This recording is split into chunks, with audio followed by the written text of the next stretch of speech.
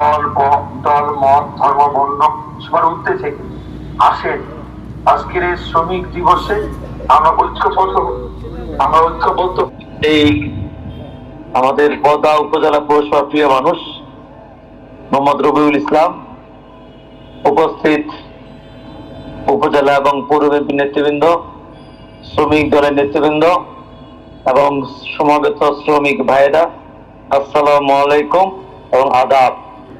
আমার হৃদয় মন সমস্ত কিছু বোধহয় পড়ে থাকলেও আমি আমার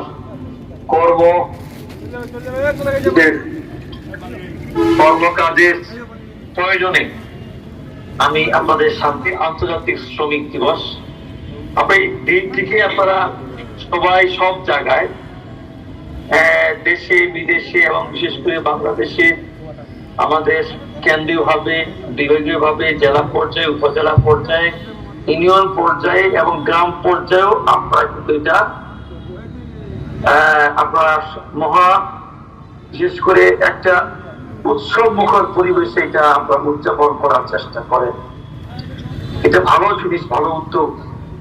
কিন্তু এই যে আজকে শ্রমিক দিবস, কি কারণে শ্রমিক দিবসটা আজকে আন্তর্জাতিক শ্রমিক দিবসে পরিণত হলো, এই বিষয়গুলো আমাদের জানতে হবে।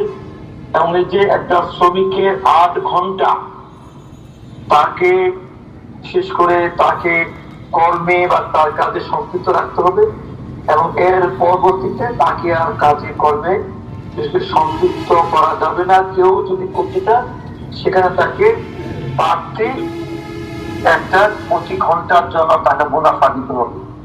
এই যে আমাদের শ্রমিকদের বিষয়, এই যে আন্তর্জাতিক পর্যায়ে এই যে নিয়মটা নির্দেশনা আছে, এটা কিন্তু আমাদের বিশেষ করে জেলা, উপজেলা এবং ইউনিয়ন বা গ্রাম পর্যায়ে সেটা কিন্তু এটা পালন করা হয় না।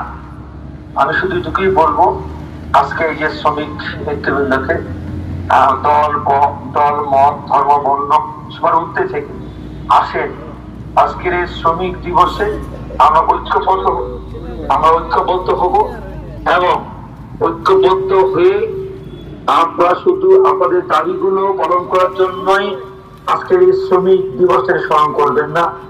আপনারা আগামী দিনে একটি সুশৃঙ্খল একটা শ্রমিক সংগঠন গড়ে তুলবেন, যে শ্রমিক সংগঠনের মধ্য দিয়ে আপনি শুধু ব্যক্তি জীবন না, পারিবারিক জীবন না, সামাজিক জীবন না, বাংলাদেশকে ভালোবেসে বাংলাদেশটার কল্যাণের জন্য কাজ করতে হবে।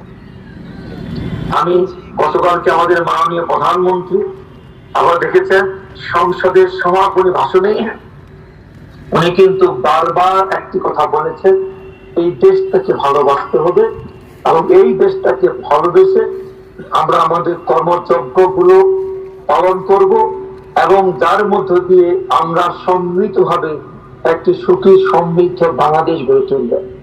আমি আশা করব আপনারা সেইভাবে আপনারা আমাদের সংগঠনগুলো তৈরি করবেন।